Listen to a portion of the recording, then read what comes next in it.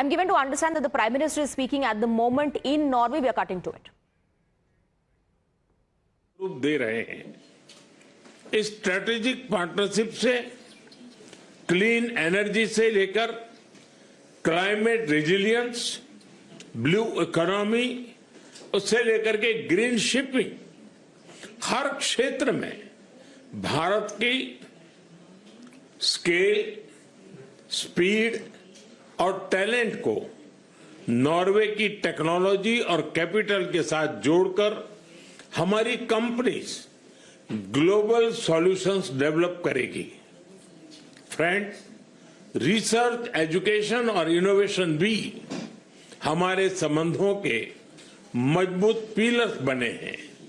आज हमने sustainability, ocean energy, geology और हेल्थ जैसे क्षेत्रों में रिसर्च कोऑपरेशन बढ़ाने पर सहमति बनाई। इंजीनियरिंग, एआई, साइबर और डिजिटल जैसे सेक्टर में हम अपनी यूनिवर्सिटी और स्टार्टअप इकोसिस्टम को जोड़कर अपने पार्टनरशिप को फ्यूचर रेडी बनाएंगे। स्किल डेवलपमेंट और टैलेंट मोबिलिटी में भी हमारा सहयोग और व्यापक होने जा रहा है। फ्रेंड्स, नॉर्वे आर्कटिक रीजन का एक महत्वपूर्ण देश है।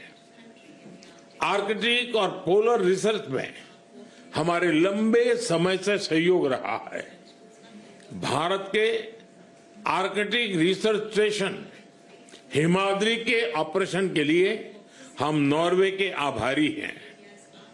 इसरो और नॉर्वे स्पेस एजेंसी के बीच आज हो रहा एमओयू हमारे स्पेस कोऑपरेशन को भी नया आयाम देगा। इन सभी क्षेत्रों में गहरे सहयोग से हमारे साइंटिस्ट क्लाइमेट चेंज को समझने, फ्रेजाइल इकोसिस्टम को प्रोटेक्ट करने और ह्यूमन फ्यूचर को सिक्योर करने में योगदान देंगे। फ्रेंड्स, भारत और नॉर्वे की ग्रीन स्ट्रेटेजिक पार्टनरशिप पूरे विश्व के लिए लाभदायक होगा। हमें बहुत खुशी है कि नॉर्वे आज इंडो पैसिफिक ओशन इनिशिएटिव से जुड़ रहा है। दो बड़े मैरीटाइम देश होने के नाते हम साथ मिलकर मरीन इकोनॉमी, मैरीटाइम सिक्योरिटी और कैपेसिटी बिल्डिंग में सहयोग को मजबूत करेंगे। आज हमने ट्रायंगुलर डेवलपमेंट कोऑपरेशन एग्रीमेंट किया है। अब हम मिलकर ग्लोबल साउथ के देशों में भारत के डिजिटल पब्लिक इंफ्रास्ट्रक्चर प्रोजेक्ट से ह्यूमन डेवलपमेंट में योगदान देंगे।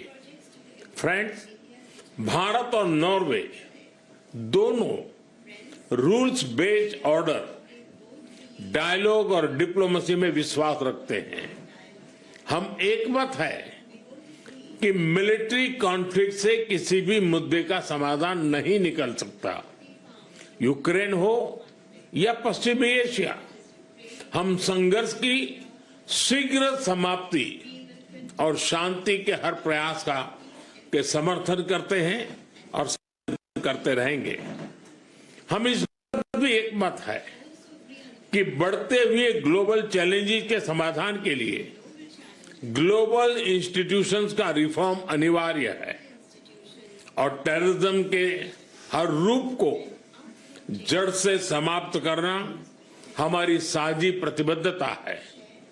एक्सेलेंसी, आर्कटिक से आउटर स्पेस तक, ग्रीन शिपिंग से ब्लू इकोनॉमी तक, एनर्जी सिक्योरिटी से लेकर फूड सिक्योरिटी तक हमारा सहयोग नए फ्रंटियर्स को छू रहा है।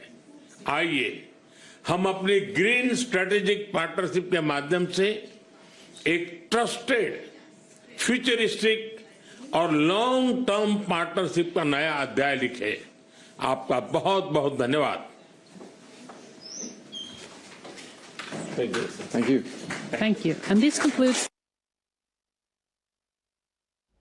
All right, so you just heard Prime Minister Narendra Modi talk about the significance of the relationship between India and Norway. The Prime Minister also said there's no problem can be resolved through military conflict. It must end swiftly and peace must prevail. That's a stand that India has taken as far as conflicts around the world are concerned, that peace must be given a chance. The Prime Minister also spoke about how he couldn't visit Norway last time because the Pahalgam terror attacks took place. So the emphasis is on ensuring strengthening of relationship between both nations, between India and Norway. The Prime Minister said, we are delighted that Norway is joining the Indo-Pacific Oceans Initiative today.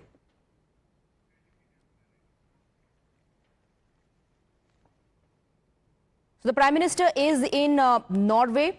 He held a bilateral with his counterpart. He spoke about the Free Trade Association implemented a historic trade and economic partnership agreement. He was talking about the free trade agreement between India and Europe.